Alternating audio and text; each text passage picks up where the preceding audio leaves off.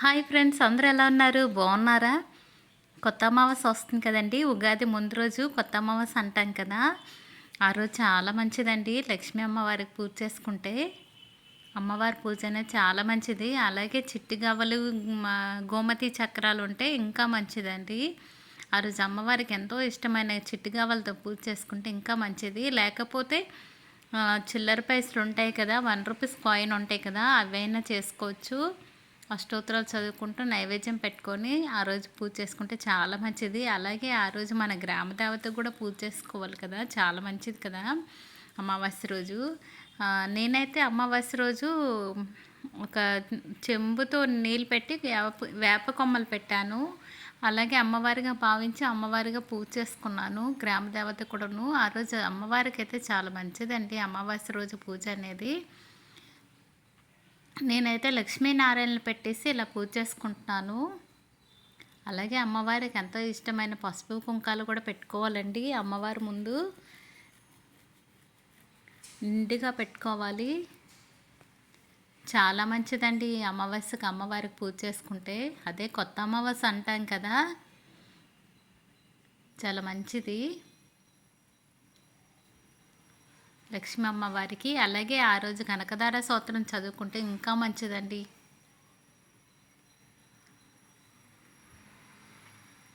నేనైతే అమ్మవారికి ఇలా పూజ చేసుకున్నాను కొత్త అమావాస్య రోజు. ఇంకా ఇల్లు క్లీనింగ్లు అవ్వచ్చి ఇంకా బుధవారమే చేసుకోవాలండి. లక్షవారమైనా చేసుకోవచ్చు, శుక్రవారం చేయకూడదు, అమావాస్య రోజు కూడా చేయకూడదు కదా. ఇంకా బుధవారం అయితే నేనైతే క్లీన్ చేసుకొని అమ్మవారి పూజ అయితే ఇలా చేసుకుంటున్నాను. అలాగే ఒక ధూప్ టిక్స్, ఇది వేరేగా వచ్చాయి, స్టిక్స్ వచ్చాయి చిన్నవి. చాలా స్మెల్ కూడా చాలా బాగున్నాయి. స్మెల్ కూడా ఎక్కువ వస్తుంది, ధూపంలాగా వస్తుంది. అమ్మవారికి అయితే ఒకటి పెట్టాను అమ్మవారి దగ్గర. సో కొత్త అమావాస్య పూజ అయితే కంపల్సరీ లక్ష్మీ అమ్మవారికి అయితే పూజ చేసుకోండి, చాలా మంచిదండి.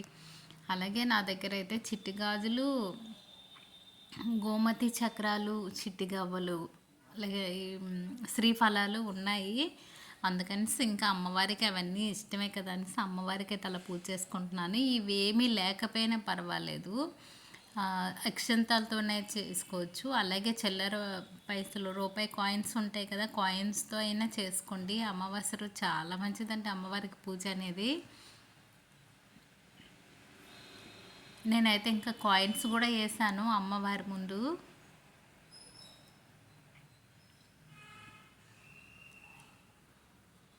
ఇట్లయితే పూజ అయితే చేసుకున్నానండి అమ్మవారికి, లక్ష్మీ అమ్మవారికి. అమావాస్య రోజు చాలా మంచిదండి. మార్నింగ్ చేసుకోవచ్చు, ఈవినింగ్ కూడా చేసుకోవచ్చు. అమ్మవారిని ఎలా అలంకరించుకున్నా పర్లేదండి, చాలా బాగుంటారు.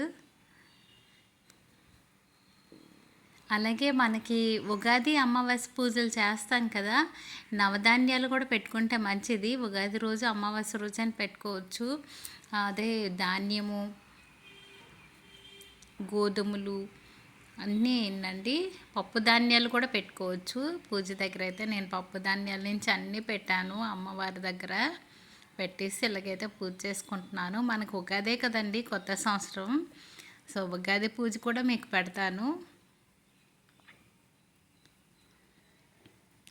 ఇలా అమావాస్య రోజు పూజ చేసుకోండి అమ్మవారికి, చాలా మంచిదండి.